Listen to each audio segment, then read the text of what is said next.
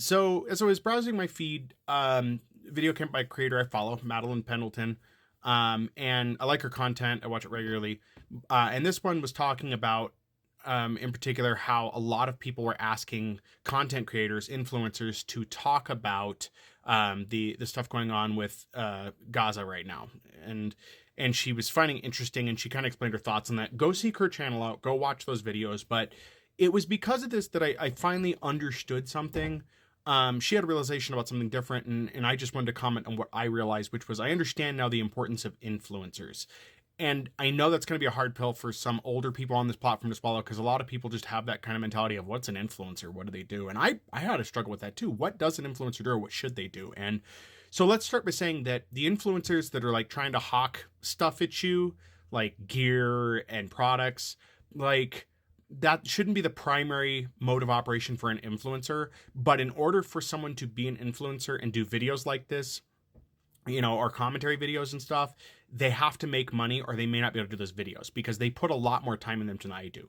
I don't always write a script for my videos. Very few are scripted at this point because it can take me hours to script everything out, and try to get things right. So my videos have been more kind of off the cuff rather than scripted out. In the beginning of doing TikTok videos, I scripted them, but it was taking too much time. I own my own business, and so I do a lot of work from home, and that eats up a lot of time. So scripting can become difficult. And when you're trying to get regular videos out, and with the pace at which the world changes, that's not exactly feasible if you're doing that. I would probably script a lot more. And as a lot of creators have said, they hire a team of people to do editing and do other stuff because it is a lot to do. A lot of people don't realize that. But anyway, on to the point of things, what is an influencer supposed to do? And in my opinion, an influencer isn't supposed to necessarily influence people. I know that sounds contradictory because influencing. I think it's to provide a view, right?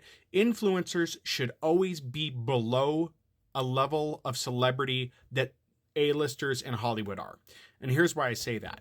If I go viral and millions of people start following me, if millions of you are watching this years later and I'm saying this, it seems out of place, understand that I don't want to tell you how to think. I want to provide an opposition to maybe the current thinking you have to get you to think more. I want to provide a view to things. Now, some people don't have time to read the news or don't want to, and they want to hear it filtered through a content creator. And I think that is important. I would encourage anybody that follows me, go check what I'm saying. If it's wrong, put it in the comments. I'll issue a correction. I've done that in at least one video so far. But I'm giving you my perspective on things, and you may enjoy that because maybe you share your perspective with me or share my perspective. Maybe you like the way I say things. Maybe you want to hear me say it in a particular way that I present, whatever it is. But I think the reason that this kind of thing, and I still don't consider myself an influencer. I would say I'm a content creator, but I don't consider myself an influencer because I don't think I've reached enough people, and I don't think I'm that influential at this point yet. But I think it's important to get information out at this level because I am like a lot of people at this point. With the number of followers I have, with the production quality I'm doing, those kind of things, I am more relatable to a person working a 9 to 5 or regular job that is just trying to get by than an A-lister is. I don't have millions of dollars. I've been unemployed for going on 3 years now. I have more in common with the common viewer at this point than an A-lister does. And even if I suddenly got like bags of money tomorrow, I will still have a commonality with most people because of my lifestyle choices. And as I've said numerous times, that's not just me saying that. I will demonstrate that throughout my videos. I have plans not in place, but written down, put in notes and saved in notebooks and etc. that if I suddenly got rich, I have a plan for how I'm living my life. And it's not going to sway. And I know a lot of people say, like, well, you say that now, but I could prove that at any point. And the reason I say that too is because there's a heavy leaning side that says I am neurodivergent, and neurodivergent people generally kind of stay the same throughout. Change can be difficult for us. I hesitate from saying I'm neurodivergent because I don't have proof of that, and I feel guilty saying that with so many people that are actually diagnosed and have a struggle as it is, so I don't want to add too much trouble there. So I lightly reference that, but don't use it necessarily as an excuse. But it's influencers should be some level of celebrity, yes. Do I want to sell people products eventually? Yes, but that's going to be difficult. And I know that might sound grimy at first, but that's how you make money as an influencer. That's how you get endorsements and stuff. But I will be one of the more particular and difficult influencers. I will take no money over getting paid a bunch if that means that I'm going to have to recommend you a product I don't like. I would demand that if I'm going to be recommending products to anybody, I actually test them, be that food, be it kitchen appliances, whatever it is. I don't care.